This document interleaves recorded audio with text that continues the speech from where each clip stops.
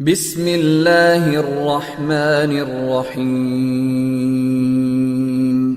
Pembahasan di pagi hari ini, sebagaimana sudah kita jadwalkan, kita akan membahas tentang aktivitas Nabi Sallallahu Alaihi Wasallam selama 24 jam. Tentu pembahasan ini walaupun sangat sederhana, akan tetapi pembahasan ini sangat penting untuk kita ketahui karena betapa banyak di antara kaum muslimin, bahkan kita sendiri yang sudah sering hadir di majelis ilmu, masih banyak waktu yang tersia-siakan dalam 24 jam itu. Padahal Nabi SAW bersabda dalam sebuah hadis, a'maru ummati bainas sittina was-sab'in, bahwa usia umatku itu berkisar antara 60 sampai 70 tahun saja, dan sedikit yang melewati 70 tahun itu. Ada, tetapi tidak banyak kan itu. Apalagi di zaman sekarang banyak orang yang mati muda, entah narkoba, tabrakan, macam-macam ya. Karena di zaman Rasul itu tidak ada orang mati di jalan, karena kan nggak ada ceritanya unta nabrak unta ya. Kalau sekarang kan mobil nabrak tronton, macam-macam. Jadi orang mati itu lebih mudah di zaman sekarang. Artinya usia umat Islam ini sangat pendek. Dengan pendeknya usia umat Rasul, jangan pula diperpendek amalan kita. Makanya dengan mengenal pribadi Rasul, tentu kita akan membahas secara global. Kalau kita bahas secara rinci, terlampau panjang kehidupan Nabi. Kita mulai dari aktivitas Nabi SAW di malam hari dulu. Nabi SAW aktivitas di malam hari tentu setelah Isya, beliau jarang sekali melakukan bergadang dengan para sahabatnya. Padahal waktunya panjang malam hari itu. Tetapi Nabi SAW kebiasaannya langsung tidur. Dan ini karena perintah Allah Subhanahu wa Ta'ala. Jadi tidurnya Rasul itu wahyu. Jadi Allah yang nyuruh tidur. Makanya kenapa tidurnya Nabi SAW jadi mukjizat tersendiri. Dan itu difirmankan di dalam Al-Quranul Karim, di dalam surah Al-Muzammil. Ya ayyuhal muzammil qumil laila illa qalila nisfahu aw inqus minhu qalila aw zid alaihi warattilil qur'ana tartila. Di sini Allah Subhanahu wa taala mengatakan nisfahu aw inqus minhu qalila. Jadi Nabi SAW dibimbing oleh Allah Subhanahu wa Ta'ala untuk tidur itu minimalnya separuh malam, dan separuh malamnya lagi bangun. Nisfahu artinya separuhnya, separuh malam tidur, separuh malam bangun. Auzid alaihi, atau boleh menambah dari separuh ditambah sedikit menjadi 2/3 malam, kemudian 1/3 malamnya bangun. Jadi tidurnya Nabi SAW itu separuh malam atau 2/3 malam. Jadi dua sifat di situ disebutkan dalam surah Al-Muzammil itu. Bahkan Nabi SAW sampai kemudian mengatakan kepada para sahabatnya, sangat dibenci tidur setelah maghrib dan bergadang setelah Isya. Kecuali karena ada tamu, karena ada ta'lim mungkin ya, atau karena bercengkrama dengan keluarga gitu ya. Tapi selebihnya Nabi SAW tidur. Ya, sesekali terkadang Rasul keluar di malam hari untuk melihat kondisi kota Madinah. Seperti contohnya Nabi SAW pernah keluar di malam hari, kemudian berhenti di salah satu rumah dari rumah-rumah para sahabat Nabi. Di rumahnya siapa? Abu Musa al-Ash'ari radhiyallahu an. Dan kebiasaan kota Madinah di zaman itu, kalau di malam hari, maka Nabi SAW sering mendengar suara-suara Al-Quran yang dibaca para sahabat. Sehingga Nabi SAW mendengar ada suara yang sangat indah sekali. Rupanya setelah didekati, yang membaca Al-Quran itu adalah Abu Musa al-Ash'ari. Saking indahnya Nabi SAW tidak sadar berdiam diri di samping rumah Abu Musa al-Ash'ari sampai mendekati subuh, sampai adzan pertama. Kemudian Rasulullah SAW di pagi harinya memanggil Abi Musa al-Ash'ari dan menceritakan bahwa dia semalam menguping bacaan Qur'annya. Nah, kalau Rasul mengajarkan nguping itu bacaan Qur'an. Kalau kita nguping pula tetangga sedang bertengkar ini apa? Itu beda ngupingnya gitu dengan Nabi itu ya. Jadi Rasul memuji Abu Musa al-Ash'ari. Kemudian mengatakan kepada Abu Musa al-Ash'ari, "Ya Aba Musa, qad utita." Engkau sudah diberikan suara yang indah seperti mizmar min mazamiri ali Daud. Kamu suaranya seperti keluarga Daud kalau membaca Zabur. Ya, wajar Abu Musa al-Ash'ari punya suara seindah itu karena kabilah Asy'ariyun yang ada di Yaman itu terkenal bacaannya indah. Sampai-sampai Rasul itu bisa mengenali dalam peperangan itu walaupun gelap, di mana kabilah Asy'ariyun berkumpul, di mana kabilah-kabilah yang berkumpul tuh. Tahu, oh ini sebelah sini nampaknya Al-Asy'ariyun. Kenapa? Karena kebiasaan mereka suka baca Quran. Dan mereka memiliki suara khas. Jadi Rasul tahu sampai di tengah-tengah pasukan mana kabilah Asy'ariyun itu berada di situ.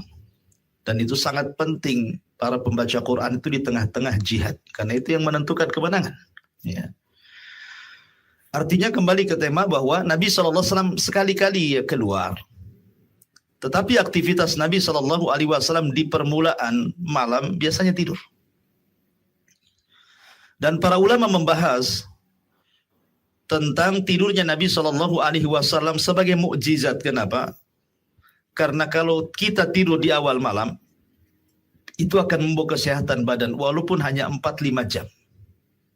Bisa kita tanya ke dokter-dokter, pakar-pakar kesehatan. Orang yang tidur setelah Isya bangun jam 1 gitu ya, dengan orang tidur jam 1 bangun jam 5. Ya, itu beda, rasa ke badan itu beda gitu ya. Pagi harinya itu kita masih lemas tuh kalau biasanya tidur di atas jam 12 itu, walaupun kadang-kadang sudah 10 jam tidur masih lemas tuh siangnya. Ya. Tapi kalau tidur di awal walaupun 5 jam, 4 jam itu siangnya tidak akan lemas. Artinya di sini ada rahasia mukjizat Rasul, tidurnya Rasul jadi mukjizat gitu. Dan itu sangat dianjurkan bagi anak-anak muda yang kadang-kadang bertanya, saya kok susah kali ya bangun subuh ya. Bukan ditanya kapan bangun, kapan tidur kan itu ya. Kalau kapan bangun ya, karena bangun itu kan disesuaikan dengan tidur ya. Kalau tidurnya di atas jam 12 ya memang agak sulit bangunnya. Tapi kalau seandainya tidurnya ba'da Isya, tidak perlulah 3 handphone dipasang alarm tuh. Pasti bangun sendiri tuh. Ya, karena sudah kecapean juga tidur pada Isya gitu ya. Pasti bangun itu, entah bangun mau kencing, mau apa gitu ya. Artinya apalagi orang sudah punya azam pengen bangun tidur malam, maka orang ini akan diberikan taufik. Artinya Nabi SAW tidur di permulaan malam, separuh dia bangun atau 2/3 dia tidur, sepertiganya dia bangun. Dan kebiasaan Nabi SAW sebelum tidur, biasanya Nabi SAW beliau berwudu, kemudian mengebutkan tempat tidurnya dengan ujung sarungnya, kemudian beliau berdoa dengan adhkarun naum namanya, zikir-zikir tidur seperti membaca akhir surah Al-Baqarah, Amanar Rasul, kemudian ayat kursi, Allahu la ilaha illa huwal hayyul qayyum. Terkadang membaca muawwidzataini, qul a'udzu birabbin nas, qul a'udzu birabbil falaq, kemudian mengusap-ngusapkan tangannya dari ujung kepala sampai kaki gitu ya. Kemudian doa tidur yang lainnya, baik yang panjang ataupun yang pendek. Yang pendek ya mungkin sudah hafal ya. Kalau yang panjang seperti Allahumma inni aslamtu nafsi ilaika wa alja'tu dhahri ilaika, dan begitu seterusnya. Kenapa manfaatnya orang berdoa sebelum tidur itu? Karena Nabi SAW menjelaskan, di antaranya orang yang membaca doa Allahumma inni aslamtu nafsi ilaika sampai akhir hadis dari Bara bin Azib radhiyallahu anhu itu. Kalau seandainya Allah takdirkan di pagi hari kita bangun, maka kita akan dibangunkan di atas fitrah. Kita akan dibangunkan di atas kebaikan. Tetapi kalau kita diwafatkan, maka kita diwafatkan di atas fitrah. Fitrah itu artinya kita akan diampuni dosa-dosanya gitu maksudnya. Karena orang yang berwudu, kemudian berdoa, kemudian tidur, maka ketika tidur itu, di samping kiri kanan itu ada malaikat. Setiap kita berguling ke kanan, maka malaikat sebelah kanan mengatakan Allahumma gfir lahu, Allahumma arhamhu. Ya Allah ampuni orang ini, ya Allah rahmati orang ini. Kalau dia guling ke kiri, malaikat sebelah kiri ngomong itu juga. Sampai kita bangun. Jadi kalau kita mengikuti tidurnya Rasul, sepanjang tidur itu didoakan malaikat. Kan enak itu didoakan malaikat ya kan. Daripada dilaknat malaikat, kan ada tuh yang dilaknat malaikat ketika tidur tuh. Ya, siapa? Ya ibu-ibu yang nolak diajak oleh suaminya untuk melakukan hubungan. Akhirnya suaminya marah gitu ya. Tidur, suaminya marah, istrinya pula dilaknat gitu ya. Jadi ada orang yang tidur dilaknat, ada yang tidur pula didoakan. Dari sini menunjukkan bahwa tidur itu jadi ibadah ketika seseorang mengetahui bagaimana cara dia melakukan aktivitas sebelum tidur. Bahkan sampai para ulama mengatakan, seseorang itu mudah mengetahui ketika seseorang meninggal, apakah dia su'ul khotimah atau dia husnul khotimah itu dilihat sebelum tidur. Jadi kalau sebelum tidurnya dihabiskan untuk aktivitasnya beribadah, ya berzikir, membaca Quran, kalaupun Allah tidak bangunkan di pagi hari, Allah takdirkan meninggal, kata para ulama husnul khotimah dia. Tapi kalau sebelum tidurnya ya maksiat kepada Allah Azza wa Jalla, na'udzubillah, begadang sampai maksiat, karena memang kekuatan setan itu kan menguat di malam hari. Ya, kita ini diuji dengan malam hari. Makanya kenapa maksiat itu paling banyak di malam hari, sampai-sampai Allah Subhanahu wa taala menyebutkan dalam surah Muawwidzataini kan, qul a'udzu birabbil falaq min syarri ma khalaq wa min syarri ghasiqin idza waqab. Wa min syarri ghasiq. Ghasiq itu artinya malam hari. Ya. Sampai kita berlindung kepada Allah dari malam hari, karena memang kekuatan setan itu di malam hari menguat. Makanya rata-rata kejahatan itu di malam hari. Apa coba? Sebutkan kejahatan apa saja di malam hari. Yang mencuri, yang maling, yang mabuk, yang berzinah, yang berjudi, yang ngirim santet, yang ngirim sihir, semua di malam hari. Ya kan? Makanya kenapa kalau ingin selamat tidur? Nah, paling enak tuh tidur. Jadi kalau ingin sehat, maka contohlah Nabi SAW. Kita suruh tidur saja kok. Nggak suruh ngapa-ngapain, kan enak tidur saja. Habis itu manfaatnya banyak lagi, terhindar dari kejahatan di malam hari. Ya. Kemudian kalau seandainya Allah takdirkan dalam tidur itu kita bermimpi. Mimpi itu kan ada 3 ya. Ada mimpi datang dari Allah, ada mimpi datang dari syaitan, ada mimpi datang dari bisikan jiwa namanya. Kalau mimpi datang dari Allah, ini biasanya mimpi baik. Boleh ditakwilkan. Artinya kalau kita mimpi baik, kita bolehlah ngomong sama kawan, Masya Allah semalam saya bermimpi ada orang datang ke rumah bawa uang 1 M. Tentu dikasih gratis. Alhamdulillah kan.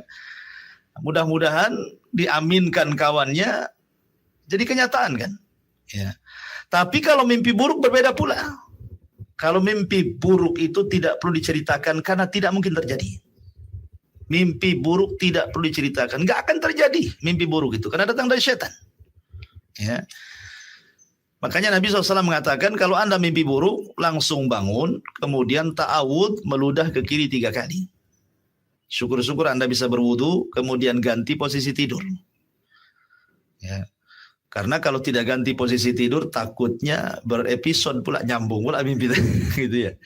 Jadi ganti posisi tidur. Kalau tadinya kepala sebelah sini, gantilah kepala sebelah sana. Gitu ya. Jadi supaya beda mimpinya. Ada juga mimpi ya hadisun nafsi namanya. Ya karena bisikan jiwa, terlampau banyak yang dipikirkan masuk ke mimpi itu maksudnya. Ya. Seperti anak muda gitu ya, pengen nikah sama si Anu, kepikiran akhirnya betul-betul menikah dalam mimpinya. Pas bangun ternyata hanya mimpi saja kan. Itu bisikan jiwa karena terlampau banyak mikir itu jadi kebawa mimpi jadinya.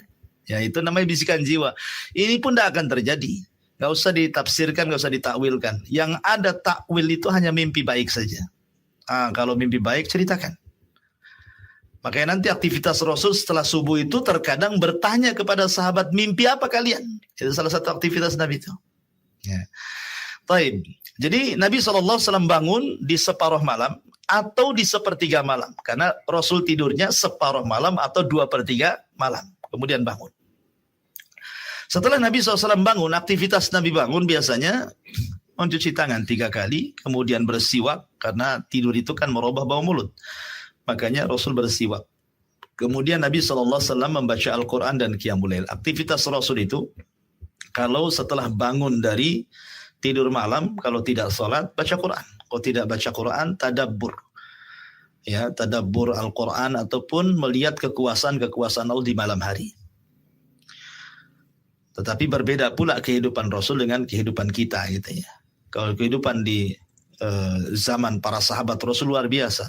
Sampai Umar bin Khattab radhiyallahu anhu menceritakan, dia pernah keluar, kemudian mendengar dari kamar Aisyah radhiyallahu anha, Aisyah sedang membaca Quran dan terdengar tangisannya keluar. Maka Umar pun kemudian pergi. Lama kemudian balik lagi, masih mendengar juga Aisyah menangis. Kenapa sampai terdengar? Karena rumah Rasul bukan kayak rumah kita. Rasul itu rumahnya bentuk kamar-kamar. Mungkin ibu bapak tahu kos-kosan lah. Seperti itulah rumah Nabi itu. Kos-kosan bahasa kita. Karena bukan rumah, makanya di dalam Al-Quran ada namanya surah Al-Hujurat. Namanya kan? Suratul Hujurat. Hujurat itu artinya kamar-kamar. Ya, jadi Rasul itu rumahnya ya kamar, satu kamar Aisyah, satu kamar Hafsah, satu kamar itu saja kayak kos-kosan gitu. Ya. Dan panjangnya cuma 3 meter saja. Jadi kalau Aisyah radhiyallahu anha menata rumah itu hanya kalau disekat itu dengan gorden saja begitu. Ya. Luar biasa ya, cuma satu kamar saja ya. Kita ini kadang satu rumah enggak berapa kamar itu ya. Satu untuk kita, 10 kamar untuk jin biasanya. Kebanyakan kamar gitu ya. Kurang di bawah, naikkan lagi ke atas, naikkan lagi ke lantai 3, la haula wala quwata illa billah. Jadi ini menunjukkan bagaimana kesederhanaan kehidupan Rasul. Makanya Umar bisa mendengar Aisyah radhiyallahu anha membaca Quran dan menangis. Namanya satu kamar saja gitu ya.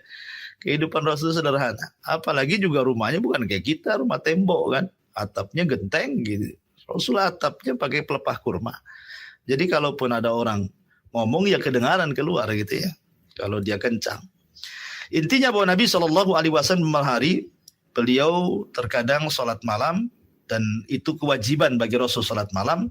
Beda bagi umatnya sunnah. Pada awalnya sebenarnya sholat malam itu wajib bagi Rasul dan bagi umatnya. Tetapi kemudian melihat ketidaksanggupan umatnya maka dihapus kewajiban itu. Dan itu disebutkan dalam surah Al-Muzammil. Makanya surah Al-Muzammil itu ayat terakhir menghapus ayat yang depan. Ya, awalnya kan kewajiban sholat malam berlaku kepada semua manusia, kaum muslimin. Tapi kemudian dimansuh, dihapus, sehingga sholat malam itu hanya wajib bagi Rasul dan sunnah bagi umatnya. Makanya karena setiap hari Rasul sholat malam sampai akhirnya pecah-pecah kakinya. Sampai suatu malam Aisyah radhiyallahu anha sedang tertidur, Rasul sedang sholat. Namanya kamar 3 meter kali berapa meter saja kan. Tentu Rasul SAW sholat di samping Aisyah kan, terkadang Rasul harus menyingkirkan kaki Aisyah, diangkat kemudian sujud. Ya karena sempit memang kamarnya gitu, gimana coba caranya. Sehingga Aisyah terkadang tidak sadar dia sedang tertidur, kemudian bergerak, tangannya menyentuh kaki Rasul. Rupanya kaki Rasul itu belah-belah, pecah-pecah. Dan ketika itu usia Nabi memang sudah sepuh kan. Sudah di atas 50 tahun ya. Sehingga ketika Aisyah radhiyallahu anha meminta kepada Rasul untuk dicukupkan dengan yang wajib ya, dan juga dibuang dari sunnah-sunnah salat itu supaya jangan Nabi SAW sakit gitu. Kakinya sudah pecah-pecah masih terus saja qiyamul lail setiap malam. Tapi Nabi SAW kemudian mengatakan kepada Aisyah ummul mukminin, afala akuna abdan syakura. Salahkah saya menjadi hamba Allah yang bersyukur gitu. Tetap saja Rasul salat gitu ya. Sampai akhir hayatnya. Taib, ini aktivitas Nabi SAW di malam hari. Lah Nabi SAW apabila mendekati waktu subuh. Subuh itu ada 2 azan. Adzan yang pertama biasanya dikumandangkan Bilal. Adzan yang kedua, adzan subuh itu biasanya dikumandangkan Abdullah ibnu Umi Maktum. Orang yang buta. Ya, yang turun ayat Abasa wa Tawalla itu karena sebab Abdullah ibnu Umi Maktum. Terkadang dibalik, Abdullah ibnu Maktum adzan pertama, Bilal adzan kedua. Artinya bahwa adzan subuh itu 2 kali.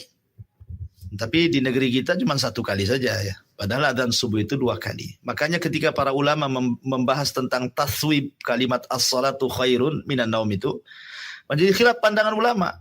Diletakkan di adzan pertama kah, di adzan kedua kah? Gitu ya. Ada yang mengatakan bahwa as-salatu khairun minan naum itu diletakkan di adzan pertama.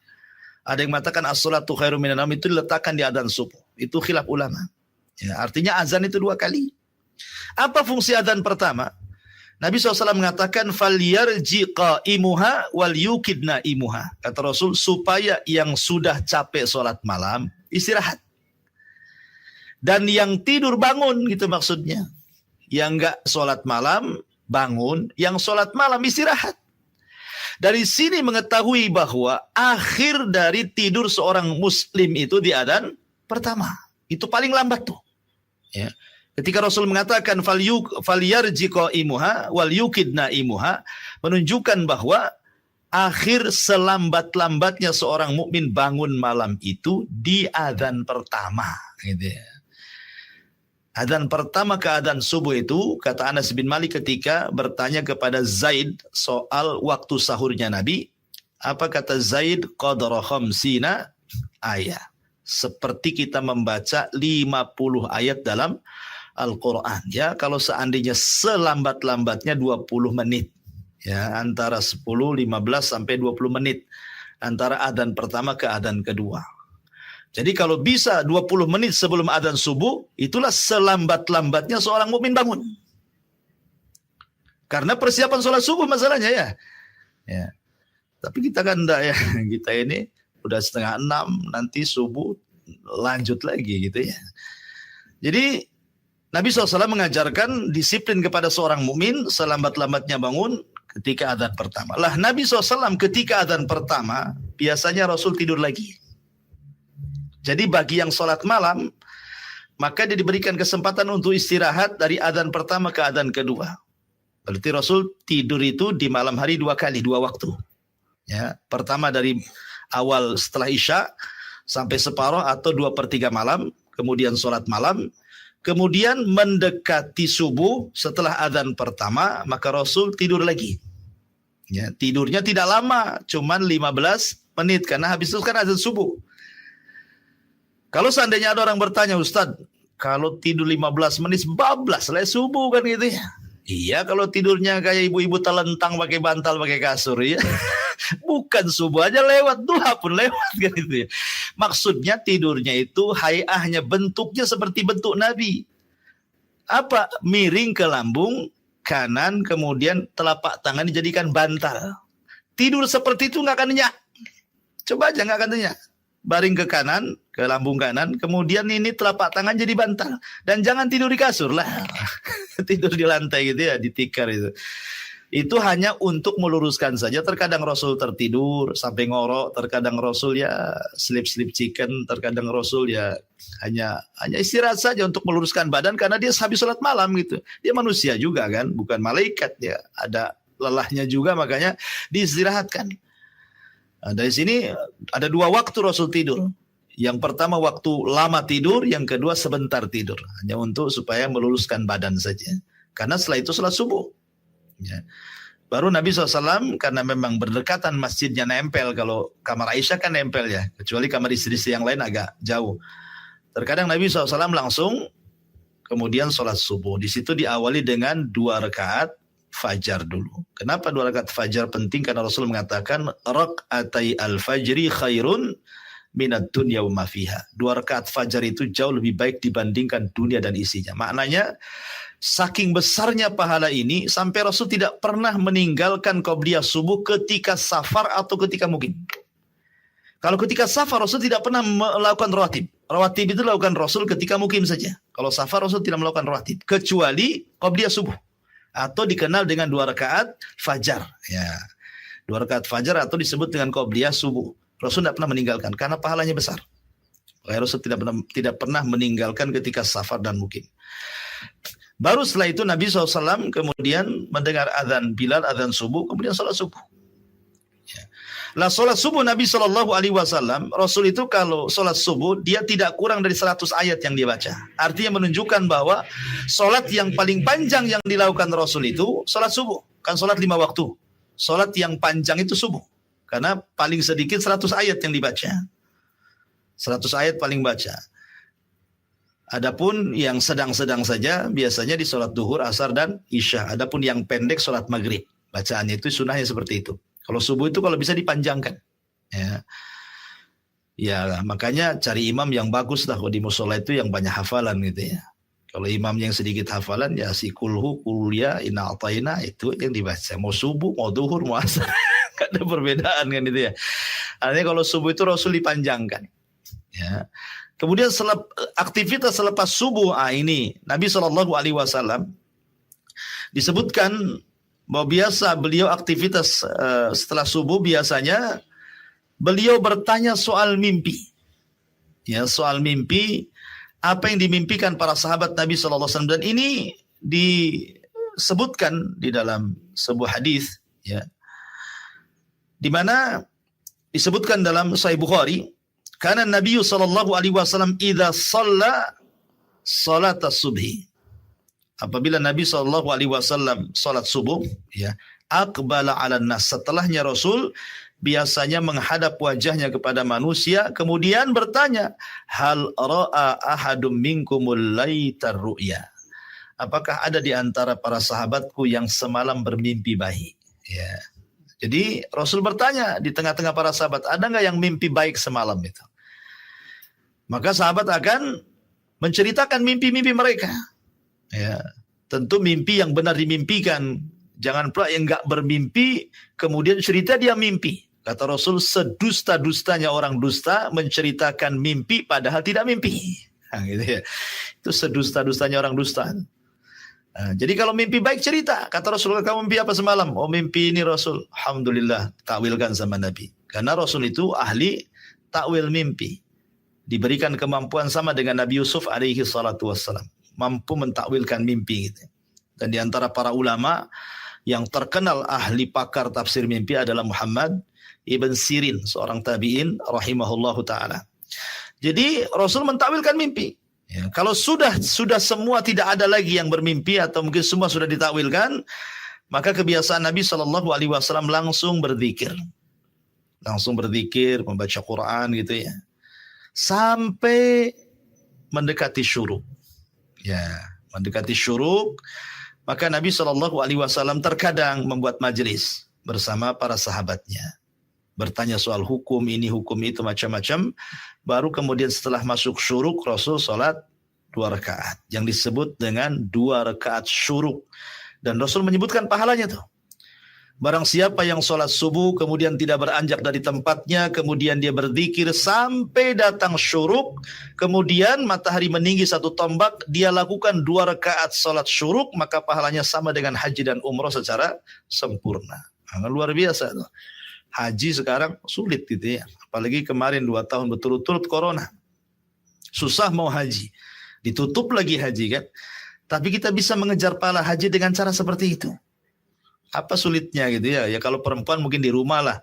Makanya saya anjurkan perempuan itu di rumah. Kalau di rumah itu kalau bisa punya mihrab khusus untuk sholat.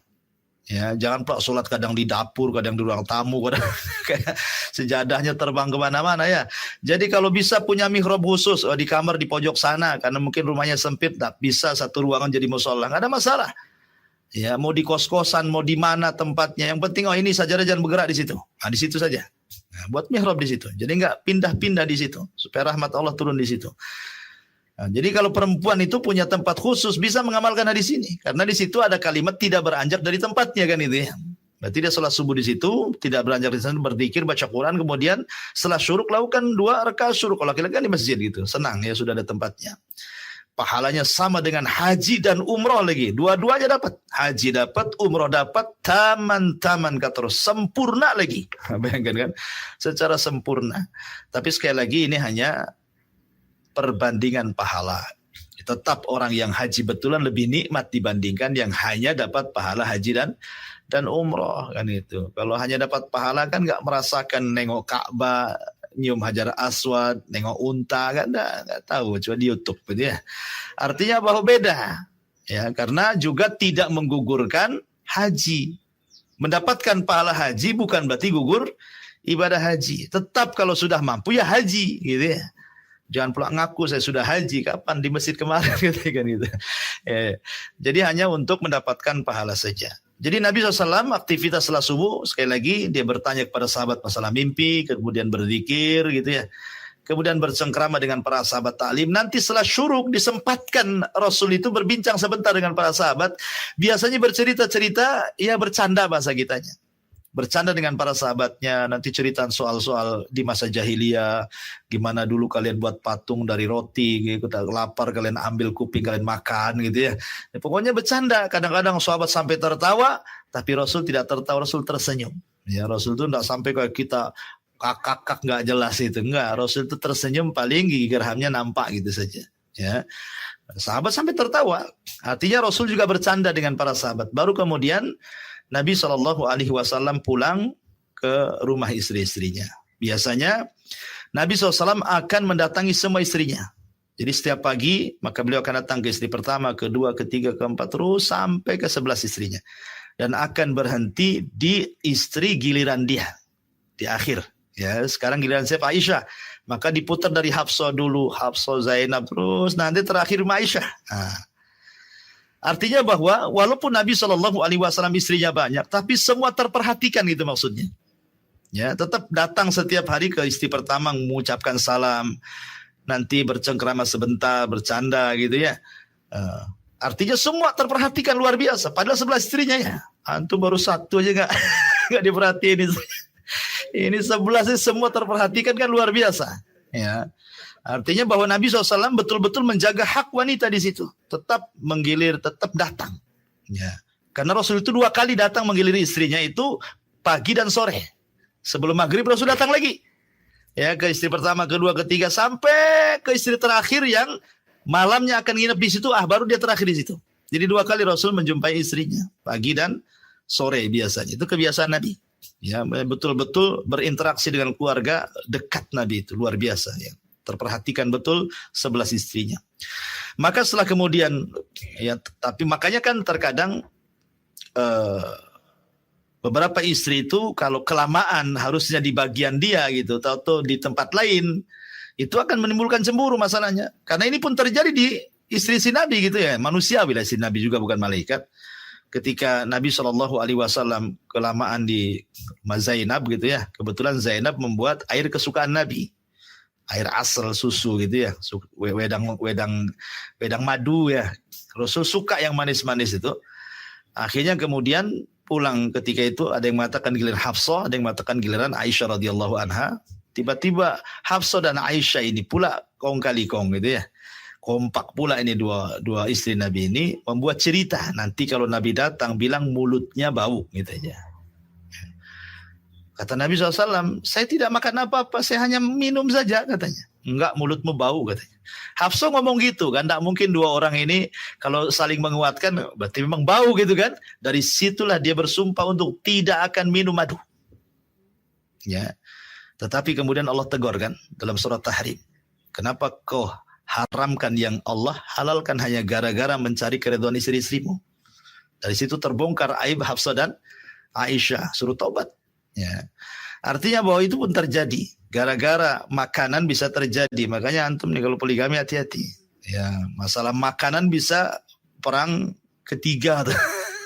Masalah makanan itu bukan perang dunia kedua udah tergitiga, masalah makanan. Kalau waktu di istri pertama ya di istri pertama aja gitu ya. Jangan pula waktu istri pertama kan berarti istri kedua gitu. Enggak boleh masalah makanan itu. Jangankan enggak punya istri dua, istri satu saja. Ini saya ke bapak-bapak dulu ya. Ini kadang-kadang nih istri ini, makanya ini karena korban kuliner nih biasanya. Korban kuliner, korban YouTube kan ya. Kadang-kadang ibu ini kan pengen masak kayak di YouTube tuh. Kadang nyiapinnya 1 hari loh, ya. Nyiapin nanya kawannya, "Jeng gimana nih bumbunya?" Kok pas enggak kan gitu ya. Kadang itu nanti ke pasar itu, kadang-kadang enggak dapat pula tuh. Nanti 3 pasar dikeliling hanya untuk dapat bahannya saja tuh. Sudah betul-betul dimasak, sore antum datang, "Pak makan, Pak." Udah makan di luar, sakit hati kan. Udah 1 hari masak, datang pula bilang makan di luar, udah makan saya. Nggak bisa itu, udah habis lah itu. Ya. Artinya bahwa masalah makan pun dalam Islam itu adalah ya, menghargai. Walaupun istilahnya udah makan di luar, janganlah bilang makan di luar, makan aja. Ya, soal rasa nggak rasa itu nggak usah diceritakan. Mau enak nggak enak bilang aja enak. Walaupun muntahnya di belakang, yang penting istri nggak tahu aja. Mual gitu kan, nggak masalah ya, tapi tolong hargai ya. Karena Nabi SAW itu seperti itu. Nabi itu ma'aba ta'aman qat. Rasul tidak pernah mencela makanan sedikit pun, dan ini mukjizat. Nabi loh seumur hidupnya tidak pernah mencela makanan. Kita setiap hari kalau nggak mencela makanan nggak sah kayaknya kan gitu ya. Makan di sini apa ini? Terus diulangi Pak katanya. Gitu ya. Dikit-dikit kita mencela makanan, gara-gara asin, gara-gara kecut aja dibicarakan. Rasul itu kalau dia suka akal langsung makan. Kalau dia tidak suka diam dan tidak komentar soal makanan. Rasul itu kalau suka makan, nggak suka sudah tinggalkan, selesai. Ya sederhana sekali. Karena Nabi SAW itu tidak mengajarkan istri itu harus masak macam-macam, tidak. Makanya Rasul kalau pagi hari ini habis subuh datang ke rumah Aisyah ke istrinya, pertanyaannya sederhana. Hal indakum syai'un? Syai'un ini nakirah dalam bahasa Arabnya. Nakirah itu umum artinya. Ya. Tidak menggunakan alif lam. Asyai' tidak. Pakai tanwin. Syai'un. Apakah ada sesuatu? Nah, kalimat sesuatu ini, apapun mau yang dimasak istri, apa saja Rasul makan, gitu maksudnya. Jadi permintaannya nggak aneh-aneh gitu ya Nabi itu. Kalau kita kan suami kadang-kadang aneh-aneh. Si ini aja dimasak, kok tak pandai masak ya kan. Kadang-kadang langsung ya, itu the pointnya tuh. Gak enak, asinan ini. Jadi intinya bahwa Rasul itu senang, sederhana gitu ya. Pokoknya apa yang dimasak sih dimakan. Soal enak nggak enak ya, kalau enak dimakan, nggak enak ya sudah gitu saja. Tapi tidak pernah mencela, itu hebatnya Nabi.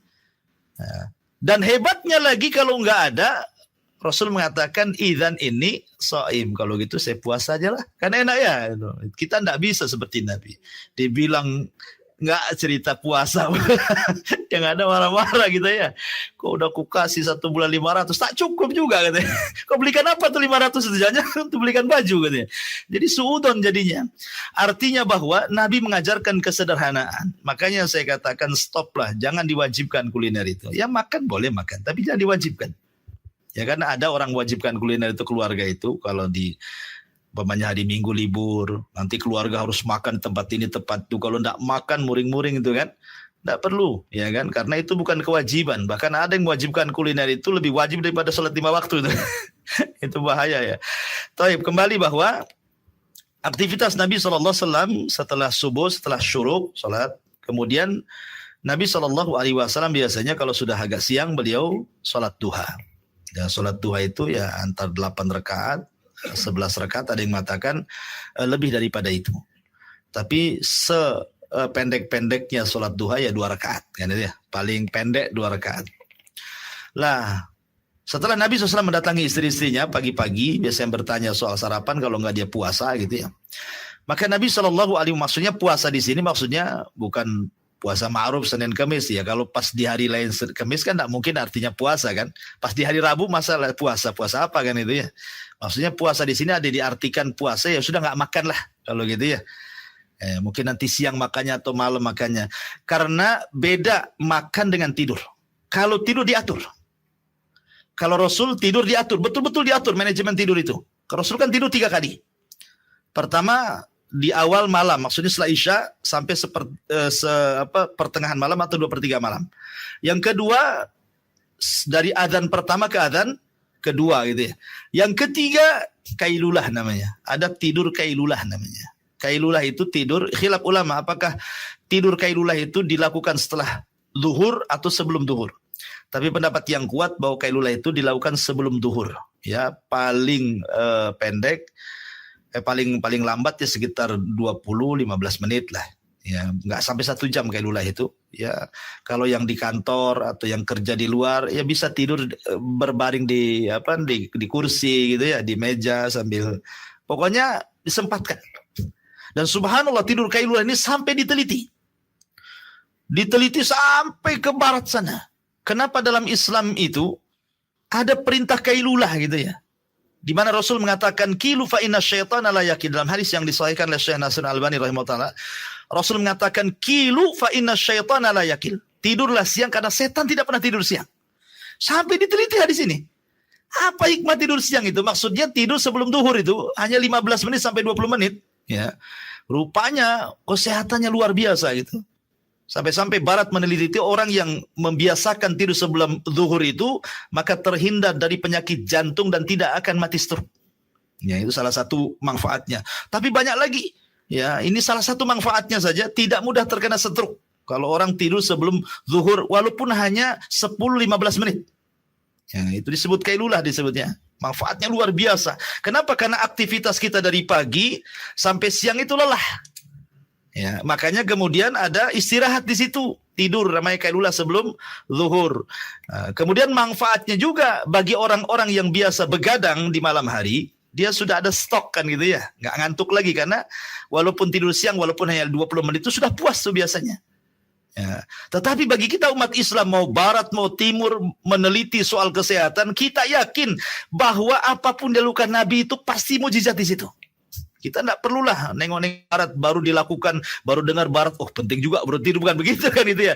Kita mengikuti perintah, kata Nabi kailulah gitu selesai. Apalagi setelah diteliti makin kuat lagi bahwa ini wahyu dari Allah. Ya, sampai artinya kalau soal tidur memang Rasul betul-betul mengatur gitu. Tapi kalau soal makan kan Rasul tidak ngatur. Nggak ngatur Rasul itu pagi makan, siang makan, sore makan, kayak kita ini ada jadwalnya makan tuh. Ya, warung pun ada jadwalnya. Minggu ini di warung ini, terakhir di warungnya Pak Edi, kan? Kan kita nggak juga kan. Jadi intinya bahwa makan nggak diatur sama Islam, nggak diatur sama sekali. Orang makan itu hanya sekedar untuk menyehatkan aja, untuk supaya kita nggak lemes saja. Jam berapa saja nggak ada aturan makan. Rasulullah hanya mengatur cara makannya saja. Baca basmalah, tangan kanan, pakai 3 jari gitu ya. Kemudian ngunyahnya agak lama gitu biar tidak merusak usus lambung. Hanya itu aja. Tapi waktu-waktu makan kan nggak diatur. Lain dengan tidur. Kalau tidur kan sudah diatur tuh waktu-waktunya kan. Menunjukkan bahwa tidur itu penting sekali. Padahal paling enak itu ya perintah tidur sebenarnya. Itu aja nggak mau kita ikut cara tidur Nabi. Maunya cara tidur kita aja. Cara tidur kita tidur bangkai lah. Nggak bangun-bangun kan itu ya. Jadi kalau kita mengikuti cara tidur Nabi sehat. Makanya Rasul itu subhanallah sudah tua kan. Dia kan istrinya banyak itu di atas 50 tahun. Baru dia berpoligami kan. Dan itu 11. Belum lagi dia pemimpin negara, pemimpin perang, pemimpin keluarga, pemimpin anak-anak. Dia macam-macam kegiatan Rasul. Tapi tidak ada ceritanya Rasul sakit. Itu hebat loh. Makanya ulama meneliti sampai mengeluarkan kitab namanya Tibun Nabawi. Ya, saking sehatnya Rasul itu, kenapa Rasul sehat? Nggak pernah sakit pada aktivitasnya banyak. Sampai ulama meneliti gitu ya. Oh rupanya kehidupan Nabi itu memang membawa kesehatan. Artinya mukjizat semuanya. Ya. Jadi kemudian amalan Nabi SAW setelah itu baru sampai siang. Itulah aktivitas Nabi mentarbiyah para sahabatnya. Makanya Nabi itu kan di Madinah tidak lama. Hanya 10 tahun kan. Di Madinah 10 tahun, 13 tahun di kota Mekah. Maksudnya setelah diangkat jadi Nabi dan Rasul. Kalau sebelum diangkat jadi Nabi dan Rasul, ya Rasul 53 tahun di Mekah. Baru ke Madinah 10 tahun, di umur 63 meninggal kan. Artinya Rasul itu di 10 tahun di kota Madinah mentarbiyah para sahabat. dari pagi ya sampai sore itu. Makanya Islam itu tidak perlulah belajar parenting ke barat, tidak perlu. Ya, Islam itu kalau belajar parenting ke Nabi saja. Karena apa? Setelah wafatnya Nabi, apapun yang dihajatkan umat ada pada para sahabatnya. Pakar semua sahabat ini. Mau pakar apa aja ada pada di para sahabat. Mau pakar fikih, pakar Quran, pakar semua pakar para sahabat itu. Siapa yang didik? Nabi. Hanya 10 tahun di kota Madinah. Tapi ketika Rasul meninggal, semua sudah ada pakarnya semua. Wah, menunjukkan apa? Ini kan ilmu parenting namanya kan. Artinya kalau belajar parenting sama Nabi, ketika Nabi meninggal, semua sudah ada gantinya. Wah, luar biasa gitu. Kita belajar parenting ke barat, nengok apalah orang barat nih. Ya, sudah Islam itu sudah sempurna. Nabi itu orang yang paling sempurna itu. Lihat, jadi semua sahabatnya nggak ada yang gagal. Pendidikan Rasul itu semua jadi. Ya, luar biasa kehidupan Nabi itu. Ya. Ma'asyiral muslimin wal muslimat rahimani wa rahimakumullah. Lah di antara kesibukan Nabi Shallallahu Alaihi Wasallam dari pagi sampai sore, terkadang Nabi Shallallahu Alaihi Wasallam yatafaqad ahwalal muslimin fi aswakihim. Terkadang Nabi SAW masuk ke pasar. Ya. Dulu kaum muslimin tidak punya pasar. Pasar di Madinah itu dikuasai oleh Bani Kunaiko. Yahudi terbesar di Madinah kan Bani Kunaiko. Di sana ada Bani Nadir, ada Bani Quraidah. Di sana ada kabilah-kabilah selain 3 kabilah ini. Yahudi juga, tetapi bukan dari luar. Yahudi Arab. Karena lamanya interaksi orang Arab dengan Yahudi, akhirnya ikut Yahudi. Ya, banyak kabilah-kabilah kecil Yahudi, tapi dari Arab. Kalau 3 kabilah ini, Kunaiko, Nadir, dan Quraidah ini semua dari luar. Yang memang hijrah ke kota Yathrib, kemudian menetap di Yathrib. Lah, yang paling besar itu Bani Kunaiko. Dia menguasai perekonomian Madinah, sampai punya pasar. Pasar besar sekali. Jadi yang menguasai ekonomi di kota Madinah itu orang-orang Yahudi sebelum Rasul hijrah. Ya. Tetapi karena Rasul melihat di pasarnya orang Yahudi itu banyak kecurangan, sehingga turun ayat wailul lil mutaffifin alladzina idza qalu 'alan nasi yastawfun wa idza kaluhum aw wazanuhum yukhsir. Ayat ini kan turun bicara tentang pasarnya orang-orang Yahudi yang ada di kota Madinah. Celaka bagi orang-orang yang mutaffif. Yang kalau jadi penjual dikurangi, kalau jadi pembeli mau ditambah. Kemudian banyaknya riba, banyaknya zalim, macam-macam. Akhirnya Rasul berinisiatif untuk membuat pasar. Subhanallah, pasarnya samping pasarnya Yahudi.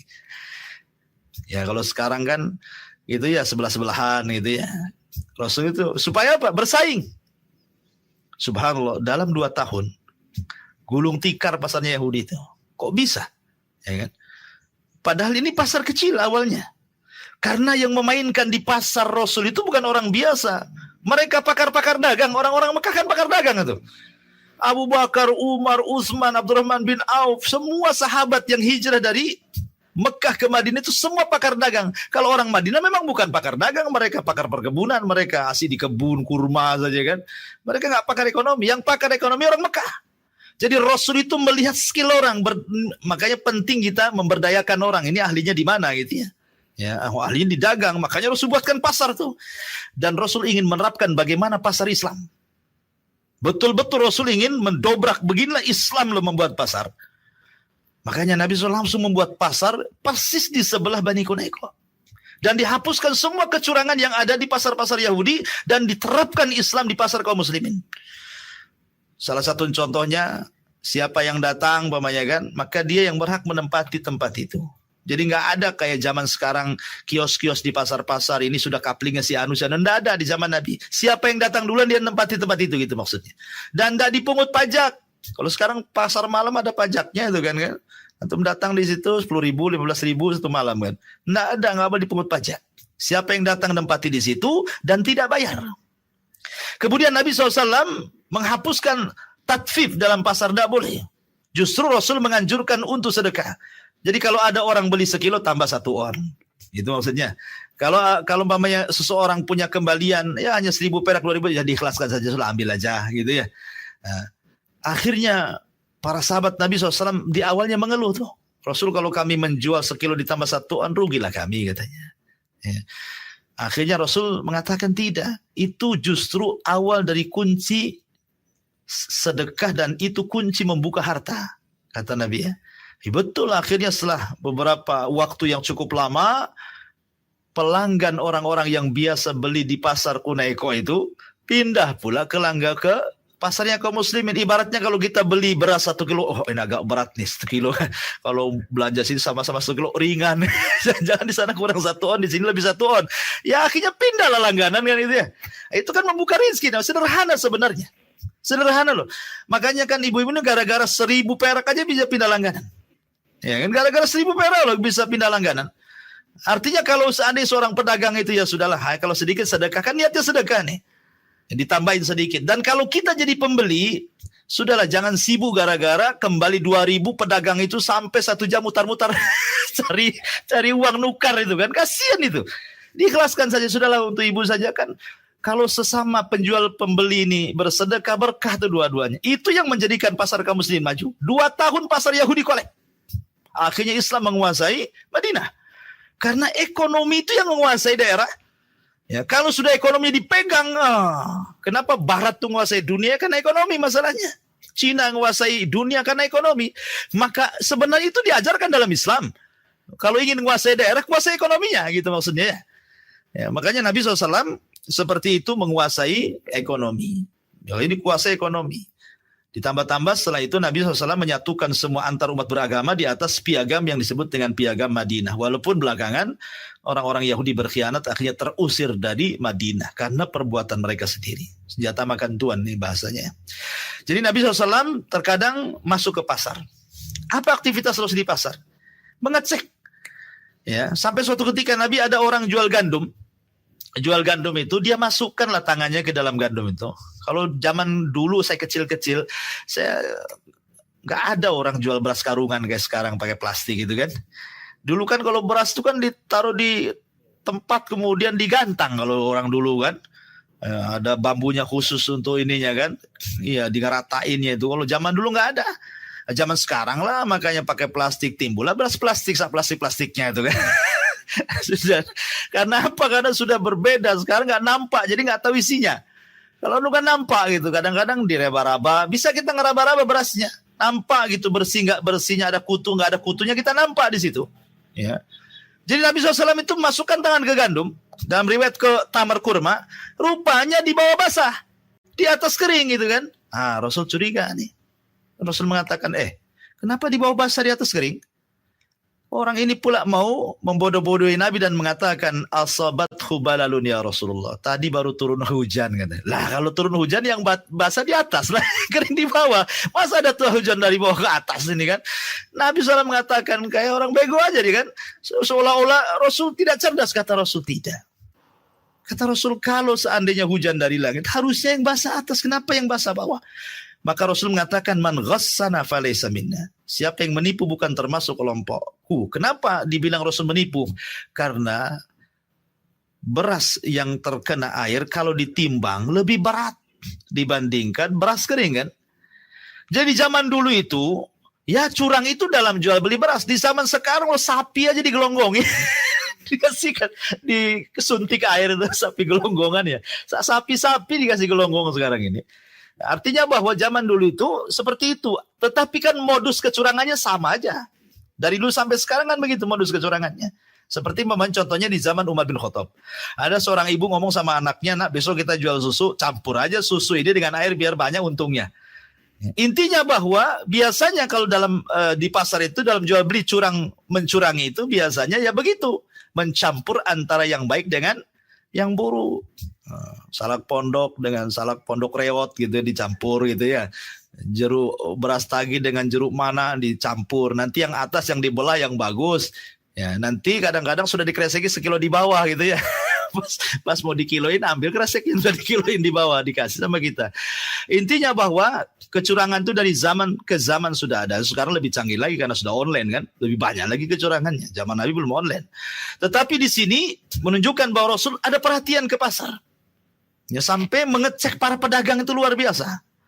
Cuma kalau para pemimpin kita ini betul-betul ngecek gitu ya ke pasar-pasar tradisional yang tidak tersentuh, kemudian langsung diperbaiki, langsung diancam kan? Karena Rasul langsung ngancam ke pedagangnya. Kalau kamu menipu, kau bukan umatku, kata Rasul. Ya sahabat digitukan takutlah kan itu. Berhenti dia curang. Ya, jadi Rasul mengajarkan keberkahan dalam pasar itu. Makanya kalau kita lihat para ulama dulu saking waroknya ya, mereka itu takut. Contoh Muhammad ibn Sirin yang saya katakan tadi ahli tafsir mimpi. Ibn Sirin seorang tabi'in. Dia orang kaya sebenarnya, pembisnis zait, pembisnis minyak. Ya, Ibn Sirin itu pembisnis minyak zaitun. Kalau di Arab itu kan minyak zaitun untuk minyak masak ya. Kalau sampai sekarang jadi minyak urut pula kalau di Tiban nih, di Batam minyak zaitun jadi minyak urut. Kalau di sana minyak untuk masak goreng. Jadi Imam Ibn Sirin itu pengusaha minyak. Yang namanya pembisnis itu pasti memandang pasar, tahu dia. Ya, sehingga ketika ada momen tertentu dia rela mengeluarkan modal dengan prediksi dia gitu ya, pasti akan untung tuh. Jadi suatu ketika dia melihat momen pas untuk mengeluarkan modal, dihabiskan semua modalnya untuk mengepul minyak tuh. Allah takdirkan pas besoknya mau dijual, rupanya ada tikus masuk di situ, bangkai tikus dari atas nyemplung ke minyak itu. Secara fikih, kalau seandainya bangkai tikus masuk ke minyak yang sifatnya jamad itu artinya keras seperti mentega, maka cukup dibuang di sekitar bangkai, kemudian sisanya masih digunakan. Itu kalau memang sifatnya keras seperti mentega. Tapi kalau cair berarti najis semuanya, harus ditumpahkan. Ya. Lah Muhammad ibn Sirin modalnya sudah habis di situ. Ditumpahkan semuanya itu minyak itu. Disitulah dia mengalami kebangkrutan. Muhammad ibn Sirin sudah mengalami kebangkrutan, terfitnah juga, dia curang di pasar, akhir di penjara. Seorang ulama loh. Fitnahnya luar biasa. Kalau seandainya itu terjadi pada kita, bukan pada seorang alimin ulama dunia seperti Muhammad ibn Sirin, tentu kita tinggal buang tikusnya, tinggal jual minyaknya. Siapa yang tahu kan itu? Karena kita tidak berpikir ini najis nggak najis, yang penting untung. Orang sekarang mana perlu halal haram tidak peduli, karena Rasul yang mengatakan sayati alaikum zaman la yubalil mar'u bima akhadal mal amin halalin amin haramin. Akan datang zamannya di mana orang mengambil harta tidak perlu halal haram tuh. Yang penting dapat duit. Tapi Muhammad ibn Sirin seorang ulama. Ya, ini najis, tidak mungkin saya menjual barang najis kan? Ditumpahkan semuanya. Begitulah amanah jual beli itu seperti itu. Bahkan Abu Hanifah pernah mengatakan kepada Bishr itu pembantunya, untuk mengirim kain sutra. Dia bilang, kirimlah kain sutra ini ke Basrah. Di sana ada yang mau beli. Karena Abu Hanifah itu kaya, dia penjual kain, mengikuti bapaknya. Ya, sekaya-kayanya Imam Madhab itu Abu Hanifah tuh, karyawannya banyak. Tapi tidak menghalangi dia jadi ulama kan itu Abu Hanifah, bahkan punya madhab Hanafiyah namanya. Jadi dia ngomong sama Bishr, nanti kalau sampai di Basra, kata Abu Hanifah, ini ada beberapa kain ada cacatnya nih. Kamu jelaskan sama orang ini ada cacatnya, jangan tidak dijelaskan. Walaupun tidak banyak cacatnya, dibawalah kain itu sama Bishr ke Basra, kemudian dijual, dapat uang pulang. Abu Hanifah mengingatkan lagi, ketika kau jual kain ini, kau jelaskan cacat yang saya sudah kasih tahu. Bishr mengatakan, astagfirullah, lupa saya imam katanya. Apa yang terjadi kata Abu Hanifah? Berapa sini uang keuntungan dan modalnya? Dikasihkan modal dan untungnya, kata Abu Hanifah, ambil semua uang ini kau sedekahkan di jalan Allah kepada si fulan. Disedekahkan, dia takut dengan uang syubhat. Itu orang dulu takut syubhat. Ya, orang sekarang bukan syubhat lagi, temu dompet, ya, bersyukur alhamdulillah ini harta karun pula, lagi susah duit, ada dompet, ada uangnya lagi. Nah, ada cerita jelas, ada KTP-nya pun dibuangnya KTP-nya. Jadi dari sini nggak ada waroknya sama sekali. Jadi Nabi SAW aktivitasnya ke pasar, melihat orang di pasar, bagaimana mengajarkan adab di pasar. Makanya Rasul mengajarkan ilmu berdagang sebelum berdagang. Nah, itulah Rasul itu. Baik, kemudian keseharian Rasul selain juga masuk ke pasar dijelaskan juga. Wayaj fi majalisihim. Terkadang Nabi SAW siang-siang itu ya duduk-duduk bersama sahabat habis duhur. Ya biasa, kadang-kadang sahabat itu kan banyak masalah keluarga, tanya soal keluarga, masalah ekonomi, tanya soal ekonomi, masalah pribadi, tanya soal pribadi. Pokoknya keluhan-keluhan sahabat siang itu ditampung oleh Nabi SAW. Terkadang Nabi SAW bertanya soal amalan. Seperti Rasul mengumpulkan orang seperti ini. Kemudian Rasul mengatakan, siapa yang hari ini sedekah? Nah, gitu ya. Siapa yang hari ini puasa? Siapa yang hari ini ngikuti jenazah? Siapa yang hari ini begini begitu? Biasa Rasul bertanya seperti itu. Untuk apa? Memberikan semangat para sahabatnya. Seperti hadis Abu Bakar Siddiq radhiyallahu an pernah menceritakan bahwa suatu ketika kami sedang berkumpul, Rasul bertanya soal amalan. Kata Rasul, siapa yang hari ini memberi makan fakir miskin? Tidak ada yang bangkit kecuali Abu Bakar. Saya wahai Rasul. Kemudian kata Rasul, siapa yang hari ini berpuasa? Tidak ada yang bangkit kecuali Abu Bakar. Saya wahai Rasul. Ya. Kemudian Rasul mengatakan, siapa yang hari ini datang kepada orang sakit mengunjungi mereka? Tidak ada yang bangkit kecuali Abu Bakar. Saya Rasul. Kemudian yang keempat, siapa yang hari ini mengikuti jenazah? Tidak ada yang bangkit kecuali Abu Bakar. Masya Allah. Ya, makanya Rasul mengatakan, siapa yang memiliki 4 sifat dalam satu hari ini, wajabat lahul jannah. Maka wajib masuk surga orang ini. Makanya satu-satunya sahabat yang bertanya soal pintu surga dan dipanggil dari semua pintu surga adalah Abu Bakar. Ya kan, orang kan kalau udah berjubel di pintu surga kan banyak tuh. Masing-masing pintu surga itu akan memanggil sesuai keahlian kita. Kalau kita ahli sholat, maka pintu surga akan manggil, hei ahli sholat kemari. Gitu. Kalau dia ahli puasa, maka Babu Royan akan mengambil, hei ahli puasa, kau masuk dari sini, jangan di sana. Nah, jadi pintu surga itu akan manggil kita. Ada satu orang dipanggil dari 2 pintu, ada satu orang dipanggil dari 3 pintu, ada satu orang dipanggil dari 8 pintu. Sekaligus, seperti Abu Bakar Siddiq radhiyallahu anhu. Bagi laki-laki dipanggil dari semua pintu susah, karena harus pakar semua. Harus pakar sedekah, pakar jihad, pakar-pakar semua. Kita ini tak pakar semua. Tapi bagi perempuan paling mudah. Ya, kalau ada amalan yang bisa seorang wanita itu dipanggil dari semua pintu. Apa kata Rasul? Idza shallatil mar'atu khamsaha wa shamat syahraha wa hafizat farjaha, kemudian wa ata'at ba'laha qila laha udkhulil jannah min ayyi abwabis samaniyati syi'ti, kata Rasul. Apabila seorang wanita menjaga sholat 5 waktu, puasa Ramadan, menjaga kemaluan, taat pada suami, ini cukup 4 perkara kata Rasul, maka wanita dipanggil dari 8 pintu mana yang ia suka. Ya kan? Tetapi bukan mudah. Siapa yang bisa menjaga sholat 5 waktu? Kenapa yang ditekankan perempuan juga sholat 5 waktu? Kenapa? Karena ada waktu-waktu haid. Wanita itu sudah tahu nih minggu-minggu ini akan haid. Malah kemudian leha-leha sama sholat kan. Sudah tahu nih 2 hari ini pasti haid nih saya. Nah, kalau sudah tahu, jangan remehkan sholat. Ya, jangan nanti-nanti ceritanya. Pas waktu sholat gitu maksudnya. Takutnya akhirnya ditunda-tunda, haid keluar, jadi meninggalkan sholat jadinya. Makanya ditekankan kepada wanita. Begitu juga wanita ini, kenapa ditekankan puasa Ramadan? Karena ketika mengqadha Ramadan, perempuan ini kan banyak kesibukannya. Kadang-kadang sudah masuk Sya'ban di tahun depan, 2 minggu lagi masuk Ramadan, itu belum diqadha-qadha tuh. Hutang yang tahun kemarin itu. Sudah mau diqadha, keluar pula haid, hutang lagi 2 tahun berturut-turut kan. Nah, itu kan masalah jadinya, jadi dosa. Nah, makanya kenapa ditekankan bagi wanita 5 waktu sholat dan puasa Ramadan kan itu. Kemudian menjaga kemaluan artinya kehormatan, kemudian juga taat pada suami. Yang paling berat ini taat suami, karena yang paling banyak memasukkan wanita ke dalam neraka itu adalah dalam masalah ketaatan. Ini yang paling banyak perempuan masuk ke neraka gara-gara masalah ketaatan. Memang sederhana, taat sama suami. Sederhana itu kalimatnya. Kan? Tapi kalau dilakukan, betul-betul berat taat suami itu. Berat sekali. Ya. Betul. Berat sekali, hanya ngomong saja ya. Kalau ngomong pintarlah taat suami ya. Kalau kenyataannya enggak ada yang, karena ada waktu-waktu futur. Wanita itu ada waktu-waktu semangat, ada waktu-waktu lemah, ada waktu-waktu sehat, ada waktu sakit. Ya, jadi banyak faktor akhirnya susah untuk ke situ. Tapi kan kita berusaha lah kan, berusaha untuk meraih surga. Taib. Jadi Nabi SAW terkadang bertanya soal-soal seperti itu. Ya, atau terkadang Rasul kalau ada perkara genting, Rasul baru nyuruh orang untuk berteriak as-salatul jami'ah. Semua datang tuh. Ya, makanya dalam salat khusyuk biasanya seruannya as-salatul jami'ah gitu ya.